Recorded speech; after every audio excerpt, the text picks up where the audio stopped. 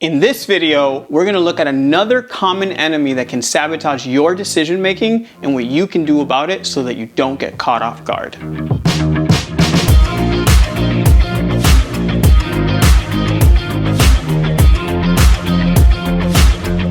Hey friend, Javi here. Whether you're an entrepreneur, a business owner, or a leader in your organization, I'm here to help you amplify your results, grow your business, and create lasting impact.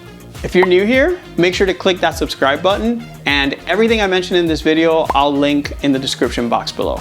With that, let's dive in. Decision making plays a critical role in driving better outcomes. This is true whether you own your own business, whether you're a leader in an organization, or you're just trying to improve your own personal performance. Simply put, the quality of the results you get will be directly proportional to the quality of the decisions that you make. Did you know that there are several enemies that, if left unchecked, can sabotage your decision making and your success? Today, I'll be looking at one of those common enemies and what you can do about it. Today, we'll be talking about pessimism bias. If you missed my previous video where I talked through optimism bias, you can check it out in the description box below. So what is pessimism bias? Well, people who have pessimism bias tend to do two things. Number one, they tend to underestimate the likelihood of good things happening. And then number two, they tend to overestimate the likelihood of bad things happening. Here's some examples where it can show up. Let's say that you have an interview coming up or a big presentation coming up. Pessimism bias can sneak in there and convince you that you're not going to do well, even though you might be the most qualified candidate, or you might know that material like the back of your hand. It can prevent you from reaching out to a mentor or a potential customer or a potential business partner because in your mind you're convinced that they're either not going to like you or that they're going to reject you, even though there is no good reason for you to believe that. Or it can prevent you from making a necessary change or pivot to the way you run your business because you're convinced it's not going to work, or even worse, that it's impossible no matter how hard you try.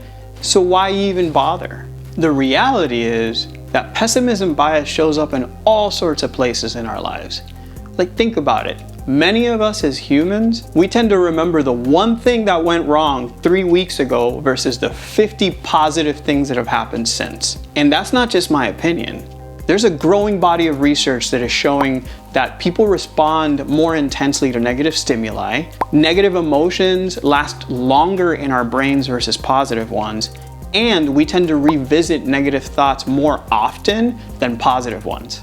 Those three things combined create a recipe for us to remember negative events much more than positive ones. So why does this matter? Well, our memories play a huge role in shaping how we perceive risk. And to make the best decisions we can, we're going to want to have the most realistic view of risk possible. So if we allow pessimism bias to creep in, it distorts our view of reality, it distorts our view of risk, and therefore it distorts our ability to make effective decisions. This creates both short-term and long-term implications. Short-term, it drains your energy. Dwelling on things that have happened in the past or being anxious today about things that you think are going worse than they really are, that robs you of precious time and energy that you could be spending towards something more productive.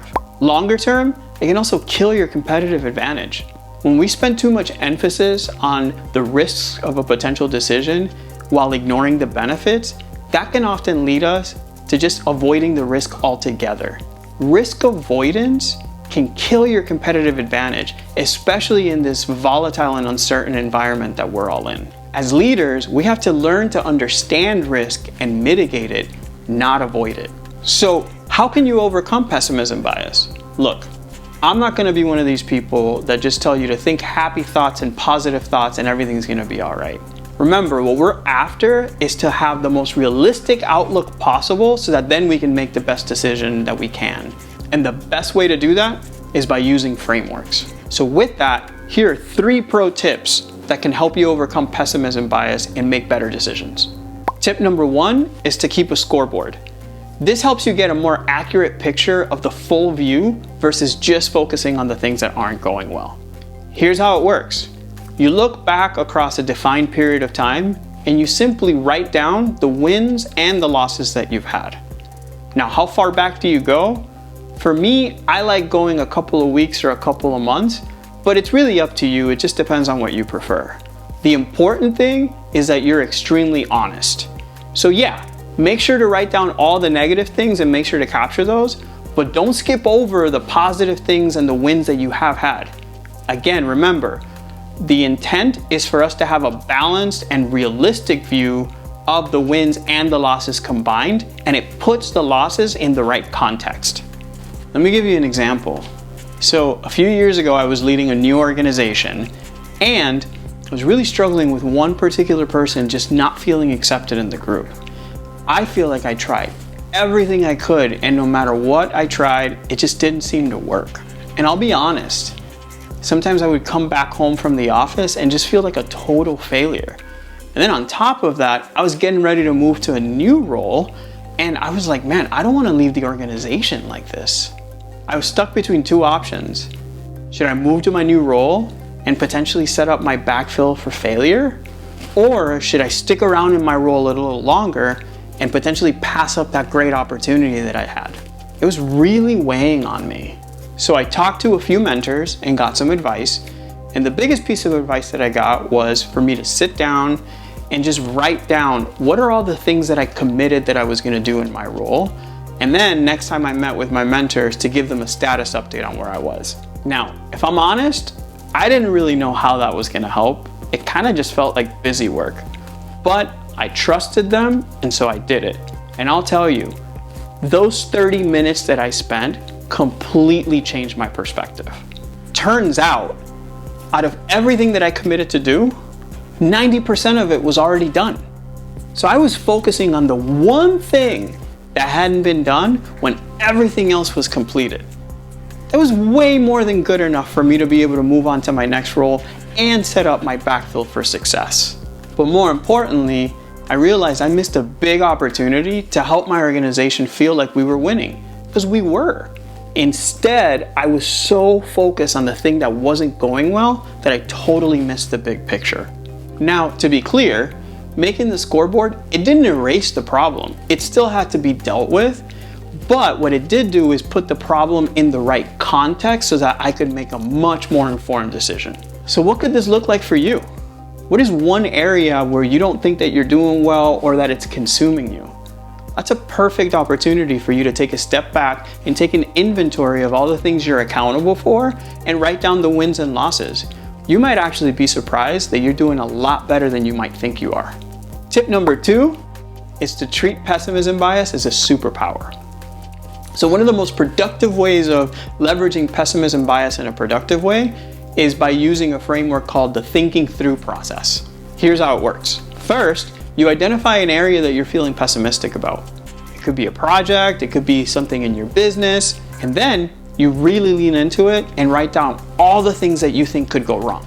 Then you write down why you believe each of these things can go wrong.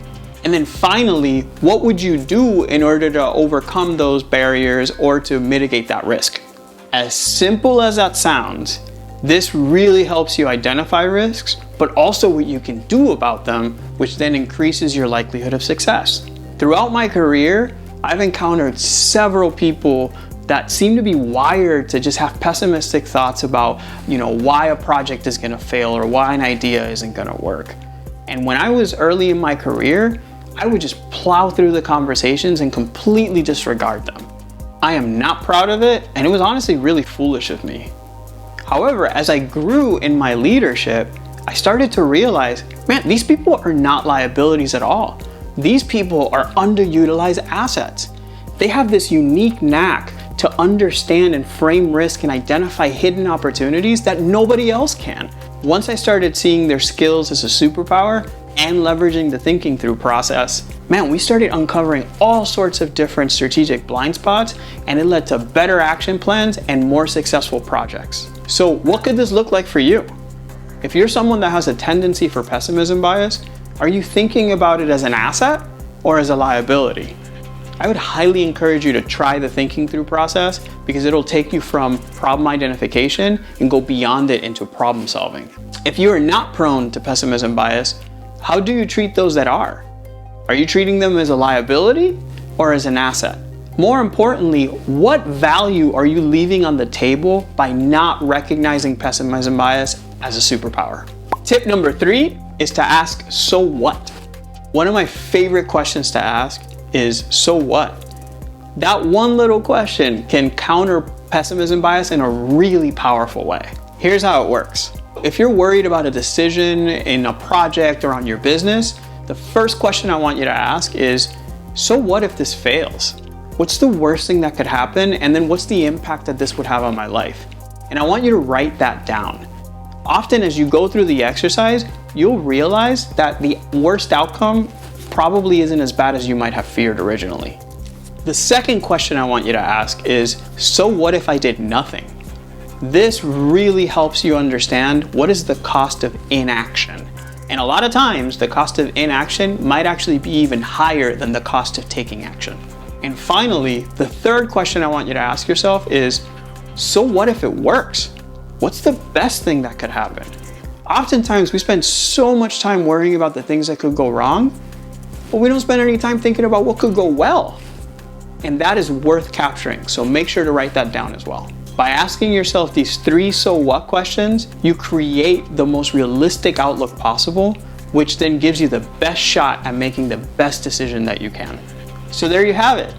Now you know about pessimism bias and a few pro tips that can help you overcome it. If you want to learn more on how to make better decisions, you can download my free guide, which walks you through the 3 main steps on making better decisions so that you can amplify your results, you can grow your business, and create lasting impact.